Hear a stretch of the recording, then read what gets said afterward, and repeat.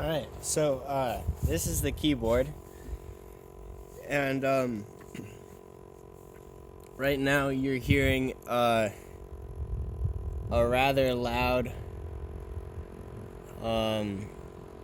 noise that's being produced either by the power supply or by the carrier frequency that the audio is being put out on, because right now, so the Arduino doesn't have a true analog output, so it fakes like a true sound waveform by using pulse width modulation. It's a separate topic, but without an external low-pass filter to smooth out that waveform, there's this carrier frequency, and that gets picked up in the output.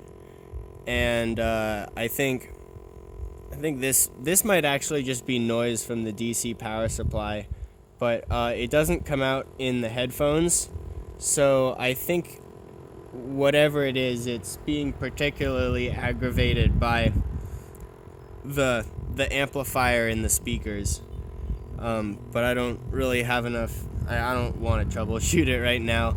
I'm in the long term, I have plans to do a little bit more circuitry work of putting a proper analog low-pass filter on the output, and separating the I've got this LED display right here that I'm planning to use to sort of represent the active state of the settings from over here, but it right now it's being driven by the Arduino, and that puts a lot of noise on the audio output, so I need to isolate that to a separate voltage, and then hopefully all of the hardware side will be done, though there's always a long-term possibility that I'd be able to put find a way of connecting a live external signal to the analog inputs here that right now are being controlled by potentiometers. That's not really being worked on at all at this point, though. So to like actually listen to it a little bit, right now I've got the sine wave on there, and you can tell it sounds pretty awful. It's just super crunchy, and that it gets a little better when I turn the volume down, but overall there's just like too many artifacts for a sine wave to sound particularly good off of this thing just by itself. But I've also on this button you can cycle through all the different waveforms, so I've got a sawtooth. That one's probably my favorite, just in terms of how it sounds by itself. I've got a triangle.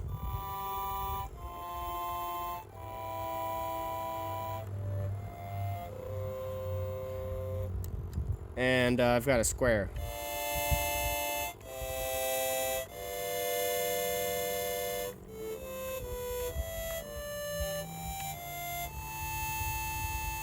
And you can tell there's an envelope on each of these notes, and that's something that you can do some customization with on these two potentiometers. This one will control the attack, and so if I bring it all the way up,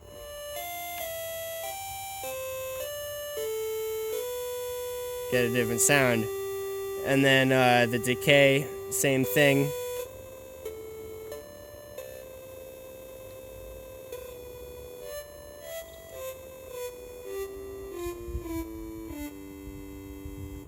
And a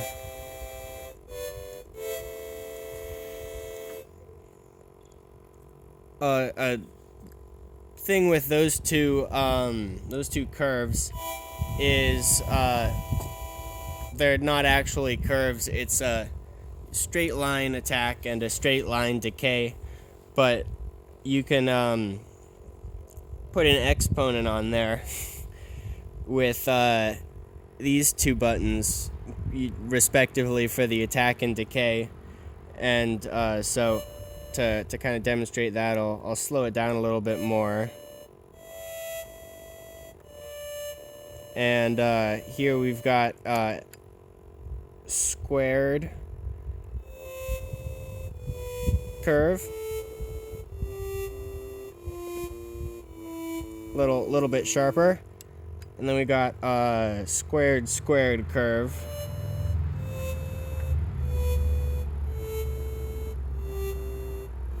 So it's just a little bit sharper.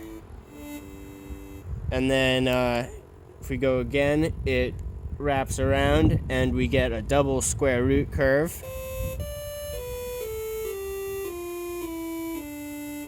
And then we get a single square root curve. And it does sound a little weird with the short linear decay, so we can always play around with that. It's got the same curve options. And at this point, the attack always rises to 100%, and the decay always falls to 25%. But at some point soon, I'm going to allow a little bit of cycling of those two values using these buttons, so you can get more interesting waves. And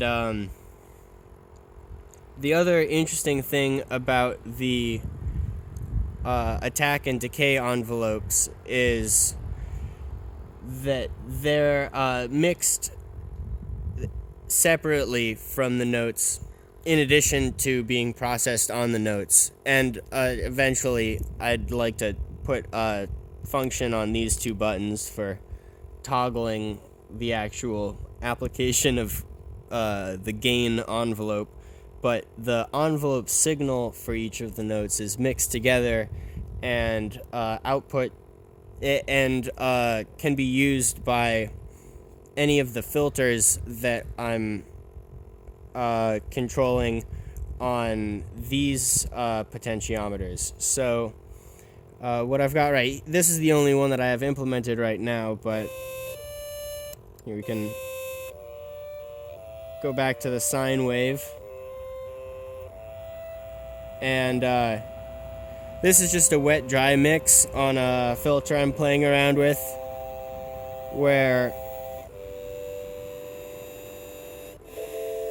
it takes the envelope signal that is mixed, and it does a bitwise AND operation with the actual audio signal. So as I adjust the attack and decay,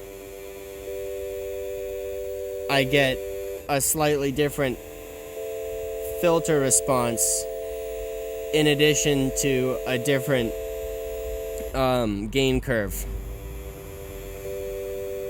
And yeah, this is just really crazy the way that it came out.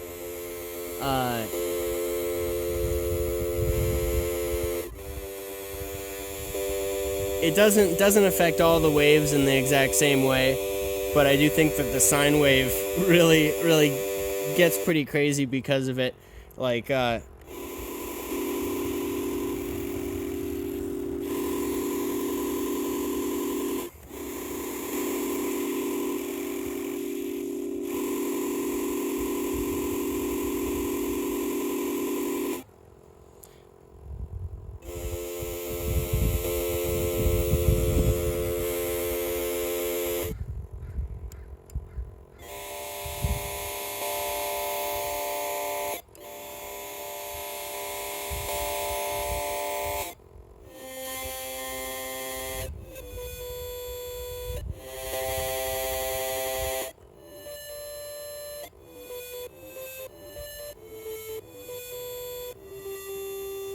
And yeah, so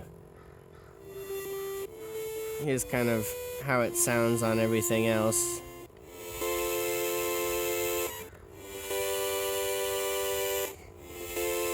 Kind of puts a lip on the triangle.